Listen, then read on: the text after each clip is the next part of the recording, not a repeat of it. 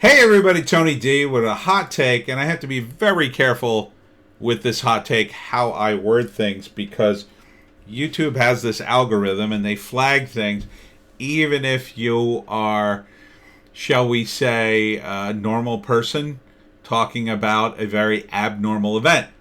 So there was a shocking atrocity during World War II.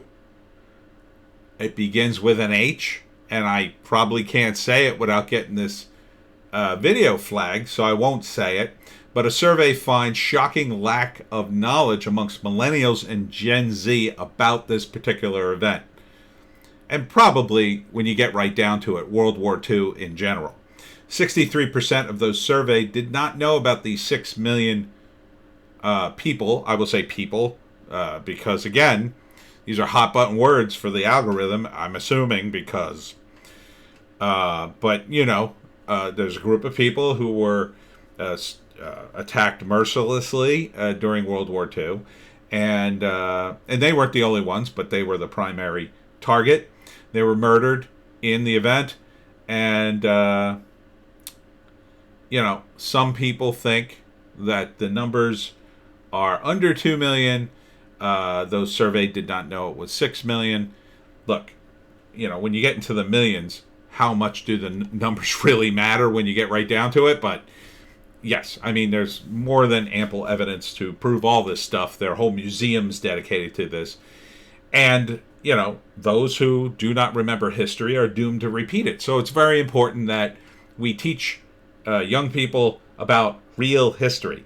Now, there's a line in our book that I wrote with Christian Wokistan that goes something like the education was sacrificed on the altar of mitigating risk, the politics of mitigating risk.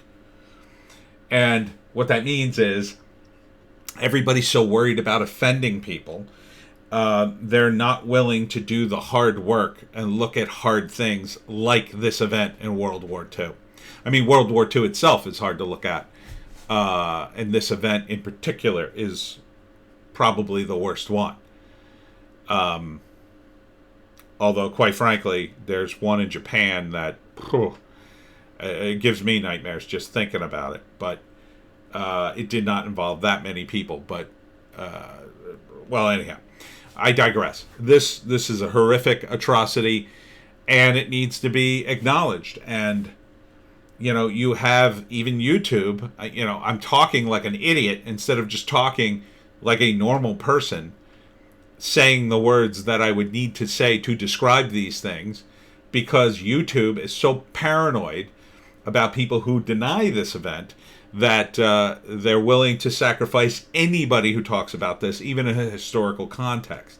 And there's been plenty of people who have talked about it in a historical context and have gotten censored on YouTube, and it's ridiculous.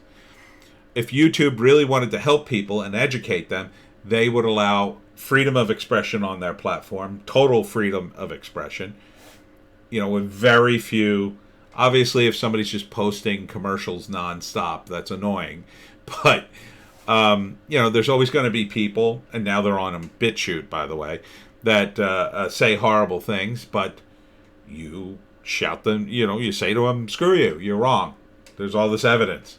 That's part of how you learn, Even to the foolish people who might get sucked into a terrible argument on the other side, there's ample evidence, especially if you allow those videos on your platform and don't censor them. There'll be more than enough counter-narrative to shout down the people who say it didn't happen or whatever.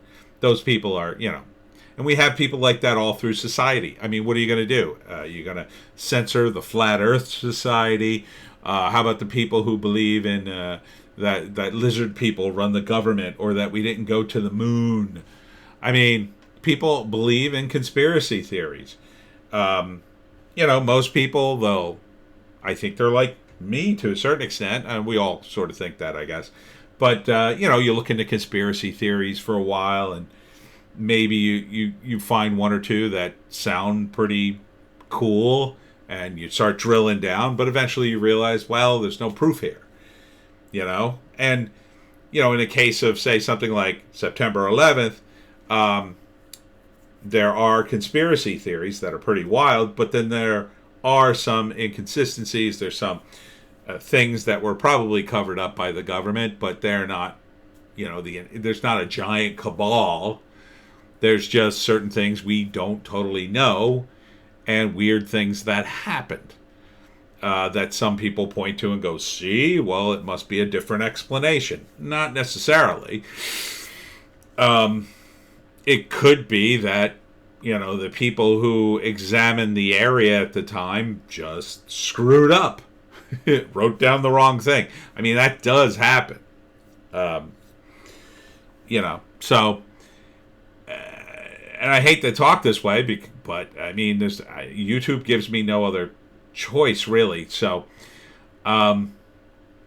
these events are very sensitive to a lot of people, and with good reason. I mean, with this many people dying, there are many, many of their relatives who are still alive, and they're very sensitive to this subject. I mean, I had a cousin who I didn't really know. I knew of him, and that's about it. Later, but he died in September 11th, and so it doesn't make the event. Well, it makes the event slightly more personal for me, but it's not something I'm afraid to discuss. And some people, yeah, they might be too wound up to discuss certain things about certain events in history that impacted them directly, but we need that discussion so people don't get this way. More speech is better. It's always better. No one has been saved by censorship. Now, show me one person that's been saved by censorship. Show me a person who says, well, thank God I'm ignorant of all these things. That person doesn't exist. Censorship, first off, usually a smokescreen for something else. In the case of YouTube, I think it's probably a smokescreen because they just want to be able to kick certain things off that partly that they don't agree with the politics, but partly it's for money. It's for money. Their client base also is politically motivated to a degree. But governments try to censor people, and it always backfires. It makes them look authoritarian and ghoulish and horrible, and it ends up, partly this is on everybody. It's partly on the educational system. It's partly on the government that these kids are so ignorant of this topic because most of them went to public schools where they learned nothing. And we need to teach kids real history. History is important. And history is ugly. There's terrible things happened in history. And because people are so PC, even when I was in school, people didn't want to teach the gory details of the Civil War. And I got taught a very simplistic, cartoonish version of the Civil War. I don't believe in any conspiracy theories, but when I read about Abe Lincoln in that time period from people who weren't gushing over Lincoln, I was shocked. I was absolutely blown away by all the things he said that sounded so incredibly racist and crazy. I was like, this can't be Abe Lincoln. This isn't the Abe Lincoln I was taught about. He was taught to be this amazing guy who freed the slaves. And, to some extent he was, but he was also a human being and a politician who made a lot of compromise to get to where he was. And some of those compromises are kind of ugly. And he wasn't as wonderful, as progressive as you might think. So, and now, do I think he was still a great president? Well, I think he was an important president, of course.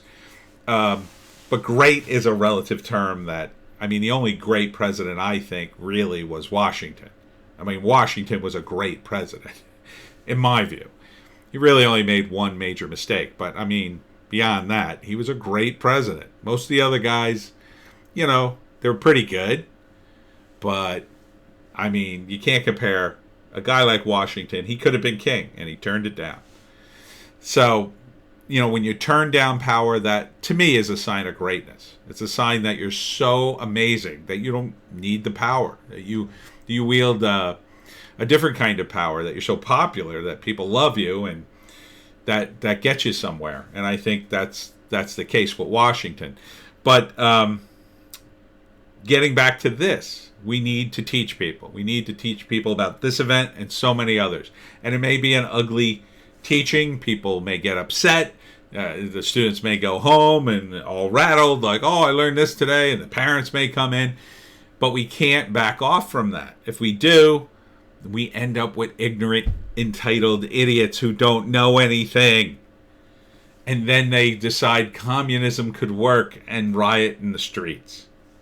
Yes, those Antifa morons don't know anything about history. If they did, they wouldn't be communist.